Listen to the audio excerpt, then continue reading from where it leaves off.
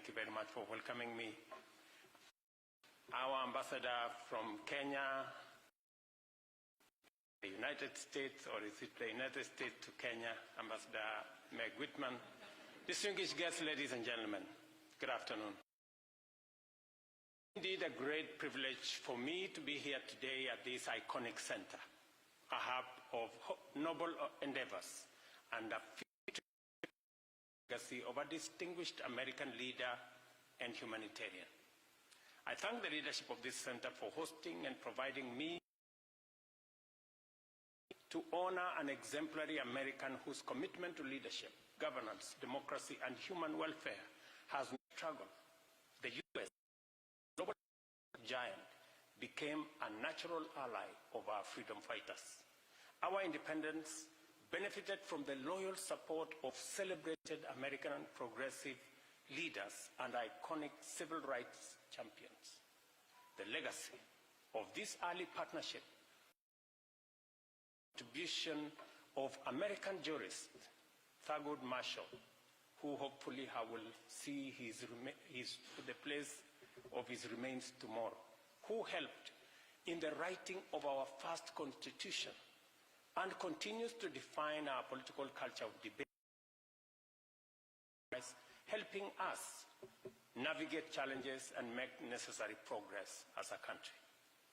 This collaboration, mustard seed of people-to-people collaboration in the form of the historic Student Airlift Program, initiated by President JF,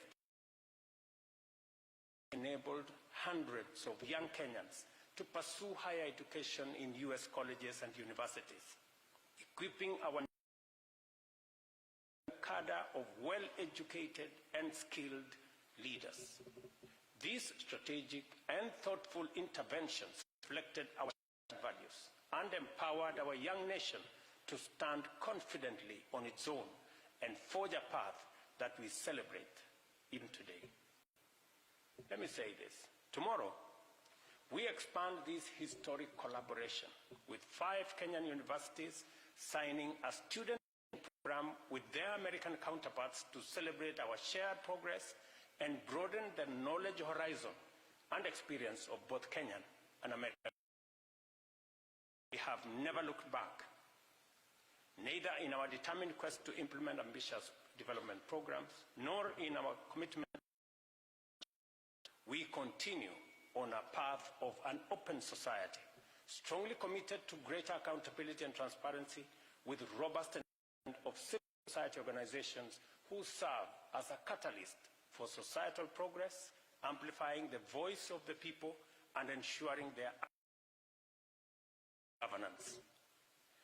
As a fundamental component and watchdog of our civic space, the media in Kenya and international ensures that our informed citizenry is the backbone of our democracy, driving development, open government.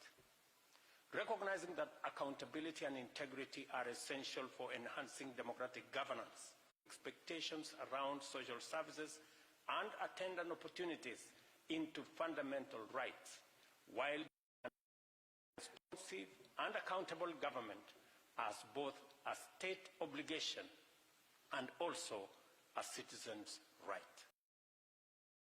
People of Kenya are the ultimate holders of all sovereign power. Leaders like myself and many seated here have an irrevocable covenant to return to the ballot every 5 years. It was particularly very interesting. There was a narrative that had been weaved that the elections will be decided by something called the deep state and the system. But to me, if the deep state was to decide or the system was to decide, a different person would be standing before you today as President of Kenya. It is the people of Kenya who decided. Over time, our Election Management Commission has gained significant capacity and legitimacy as an impartial arbiter, steadily building voter confidence. Transparent election processes, including the use of electronic systems for voter registration, election validation, and results transmission ensure the integrity of elections, making every vote count and every voice to be heard. We are ready to share our experiences in this space, even with the United States. To further ensure electoral integrity, a comprehensive, predictable constitutional framework exists for election dispute resolution. Notably, the Supreme Court has resolved disputes 4 times, including annulment of the 2017 election, in which I was a candidate. Not your election is annulled, but it is democracy, and we choose to respect. It is quite a billion voters in 90 countries, including the United States, and 18 African nations will go to the polls.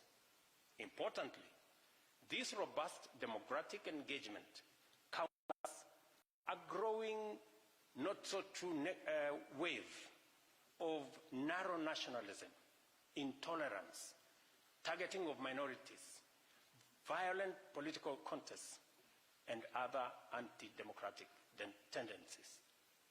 In several countries, we see unconstitutional changes of government that have threatened democratic gains. Consequently, this is a crucial time for reflecting on the need to strengthen democracy worldwide.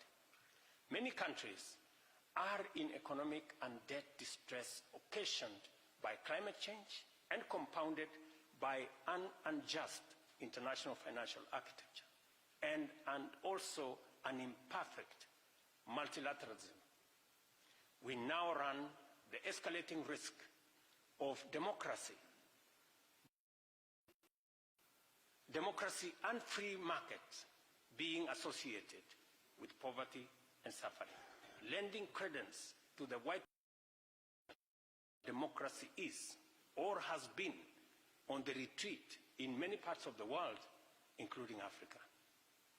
Later this week, I will have the privilege to engage with members of the American Congress, and I'm happy one of them is here, to make a case for many countries in Africa, including Kenya, seeking a just international financial architecture that will afford every developing country concessionary development financing to support our economies, build resilience against the effects of climate change,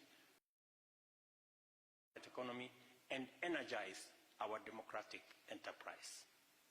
Kenya hosted the World Bank's IDA 21 Replacement Summit 3 weeks ago, bringing together the African continent and the World Bank to urge our development partners, led by our friends, the United States of America, to enhance their contribution to the concessional window of the World Bank so that we can support developing countries.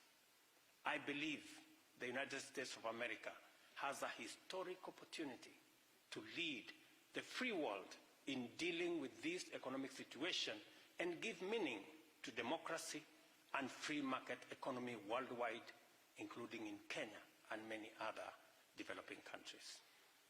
Needless to say, it is a busy period for the Ketasen, intertwined with the overall well-being of humanity.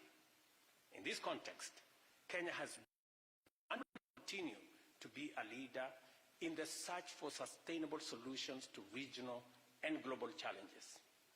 The war in Ukraine, the conflict in the Middle East, the fighting in Sudan, South Sudan, Eastern DRC, the Sahel, and terrorism in Somalia all demand cooperation and strategic global leadership.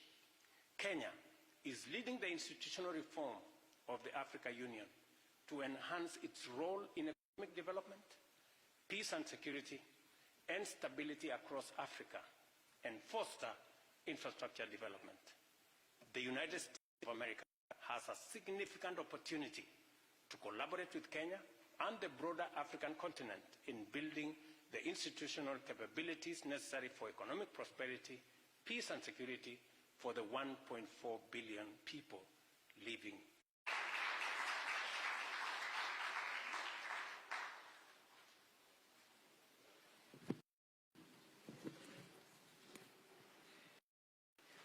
Thank you. That was wonderful. Thank you for all the lovely things you said about the Carter Center and about